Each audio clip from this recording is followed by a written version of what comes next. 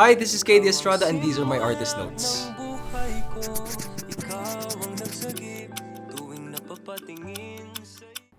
Emojis yung heart eyes and then yung may emoji na may eye bags and then yung isa yung sumasayaw. Mixed emotions because it took me a while to get the songs out and get the songs recorded. It was quite meticulous of a process because I was very OC.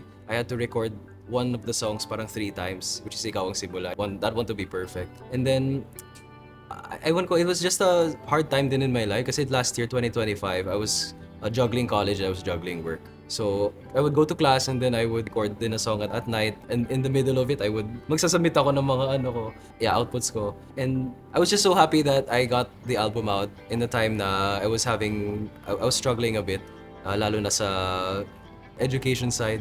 But yeah, it's like finishing a marathon. It's like finishing a race. It's like finishing something. It's like finishing school din for me, honestly. It's an accomplishment. My creative input. Well, we really curated the sound and we really tried to make them match with one another. But of course, we wanted each of the tracks to be different.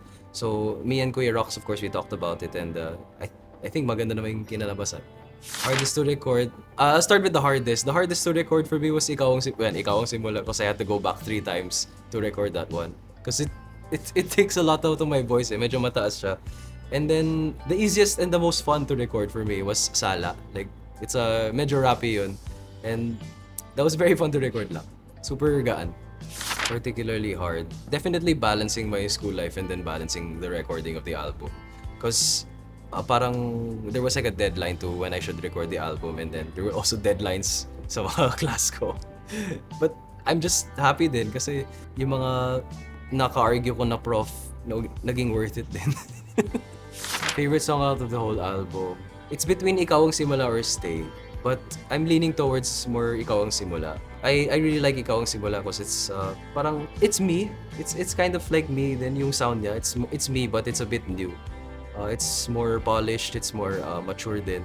And Ikaw ang Simula it's the first song that I recorded. It's also the last song I recorded. Parang yung story niya kasi parang it's like lovey-dovey and then it just goes to sad. Ganun yun. If you look at the tracks one by one, parang it's all romantic. Then there's like a shift in the middle, and then which is like napadaan lang, and then the last one just gets sad. Honestly, yeah, I think people come into our lives at exactly the right moment. And naniniwala din ako na when someone comes into your life and then exits it, it's not a complete exit. Kasi, honestly, we live in a social media world din kasi. So, we can always contact one another. But yung phases, yes, I understand na parang people get into phases in their lives and people enter into certain phases in their lives and then that phase drops and then it's completely different na when you meet the next time. But do believe na people come in at the right time and people leave din at right times. Even if you feel na in that moment, hindi siya tama. Pero the universe works in mysterious ways. Ganun.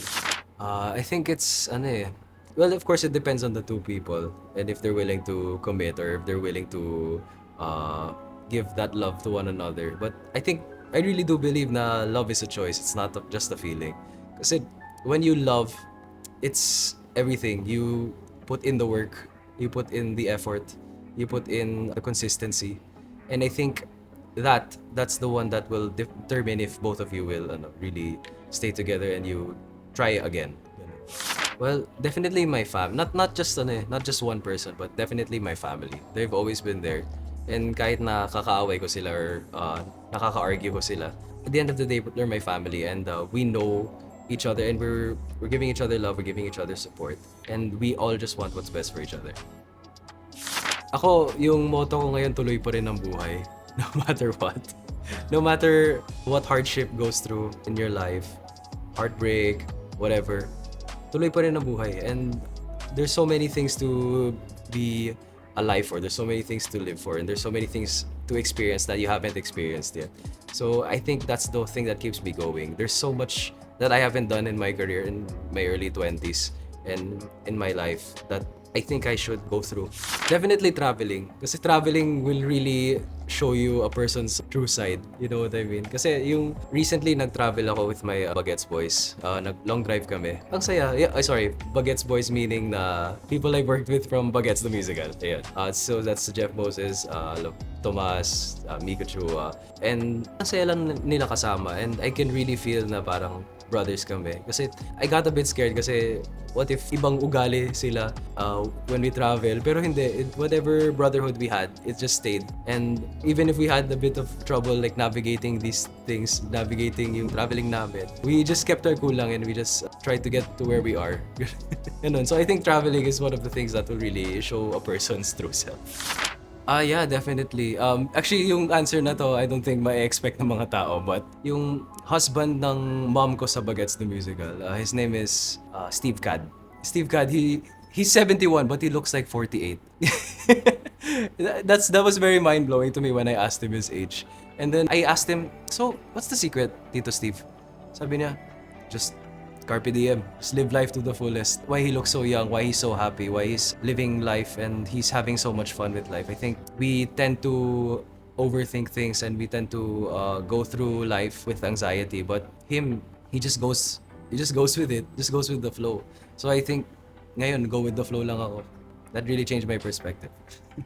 I think that people hold on to things because, well, I have two answers for this. One is manipulation. The second is grief.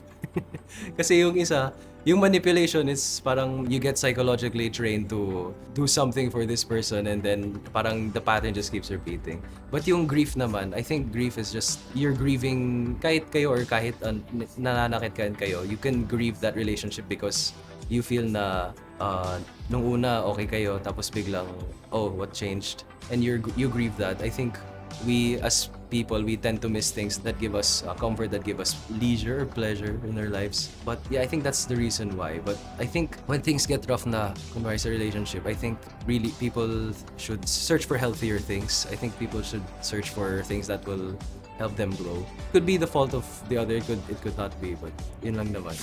Well, I think yung motto ko ngayon, yung tuloy pa rin ang buhay, that's kind of something I'm practicing every day. Yung hoping that something would stay but hindi rin pala. I think dealing with that, you really have to feel it out. You don't just put it off to the side. Kasi I think us, we tend to, lalo na yung mga people that they avoid feeling things through because they feel na it will make it better. But hindi, we as humans, we have to feel yung mga emotions that we need to feel in that certain moment. And then, once we let it all out, ayun, dun tayo makaka-heal. What's next for KD Estrada? Ask ko po yung manager ko po. Joke lang. But no, what's next for KD? So, generally lang, I'm doing an animated series. I voiced the 10-year-old baby La Bamba in Sun Chaser, the series. It's out on YouTube. I'm also doing a movie. Naka-NDA pa ako so I can't say it. And then I'm also doing a musical, Ani Batong Baka the Musical in Newport. And for music naman, I'm writing again because I'm traveling way more frequently now because of all of the things that I'm doing. Ako naniniwala ako if you experience more, you can write millions of things, you can write thousands of things. Ganun ako eh. Kaya di rin ako nakapagsulat masyado last year because I wasn't experiencing much. I was just going school and then home. School, home, school, home. So I didn't know what to feel at the time. But now, I'm really busy and I'm traveling way more. So, I'm writing a lot, so sana may labas ko yun. Hey guys, don't forget to stream my latest album, KD Estrada, out now on Spotify and other major platforms. And guys, thank you so much for listening to my Artist Notes. Hi, this is Lala Vinzon. Hi, this is Kanisha. Hi, this is Anne-Rain. Hi, this is Sarvi. Hi, this is Nico Crisostomo. Hi, this is Vice Ganda. And this is Regine Velasquez Alcacid. For more videos, subscribe now to the ABS-CBN Star Music YouTube channel. And don't forget to hit the bell button For our latest updates. Thanks for watching. Thank you. Nothing.